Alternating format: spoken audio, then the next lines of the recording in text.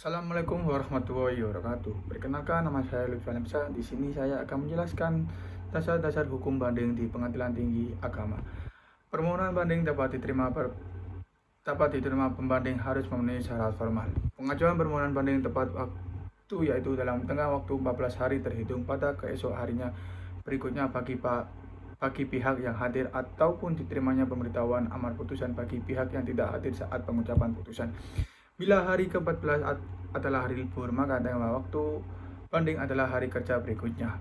Pembayaran panjar biaya perkara banding tepat waktu yaitu bersamaan dengan pengajuan permohonan banding. Panjar biaya perkara banding meliputi biaya kantor kematraan, biaya pemanggilan dan pemberitahuan, dan biaya materai.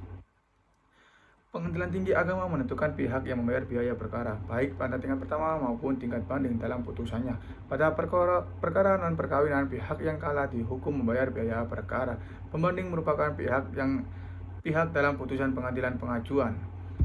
Mereka yang bukan pihak dalam perkara tingkat pertama tidak kompeten mengajukan banding. Kuasa hukum pada perkara di pengadilan pengajuan dapat mengajukan banding.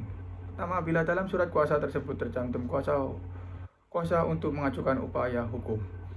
Bila dalam surat kuasa tersebut tercantum kuasa untuk mengajukan banding, maka dengan surat kuasa baru untuk mengajukan banding. Pemberian kuasa dengan tidak jelas menyebutkan untuk mengajukan upaya hukum tidak memenuhi syarat formal sebagaimana ditegaskan dalam putusan Mahkamah Agung nomor 17 K/SIP 1955 tertanggal 8 Mei 1957. Permohonan banding diajukan melalui pengadilan yang memutus perkara bukan berdasarkan domisili pembanding. Walaupun penggugat secara hukum dapat berperkara pada pengadilan lain, namun jika ia mengajukan banding harus melalui pengadilan yang memutus perkara. Putusan yang dibanding adalah bukan putusan secara hukum tidak dapat diajukan banding, seperti putusan Perstek tidak dapat diajukan banding oleh tergugat karena upaya hukum baginya adalah mengajukan verset. Yang kedua, putusan gugur tidak dapat diajukan banding oleh penggugat karena putusan tersebut tertutup upaya hukum. Yang ketiga, putusan yang terhadapnya telah disepakati para pihak sebelumnya tidak boleh diajukan banding dalam perdamaian. Yang keempat, putusan terhadap perkara volunter karena upaya hukumnya adalah kasasi.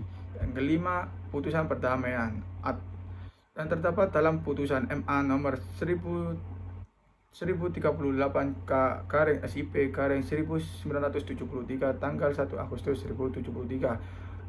Kemudian nomor 975 K/SIP/1973 tanggal 9 Februari 1976. Jika seluruh formalitas tersebut terpenuhi, maka permohonan banding dinyatakan dapat diterima. Jika salah satu syarat formal permohonan banding tidak dipenuhi, maka permohonan pembanding dinyatakan tidak dapat diterima. Sebagai konsekuensinya, pembanding dihukum atau dibebankan untuk membayar biaya perkara untuk tingkat banding.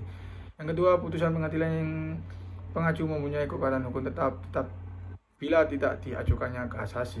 Mungkin itu saja yang bisa saya sampaikan, kurang lebihnya saya mohon maaf. Wassalamualaikum warahmatullahi wabarakatuh.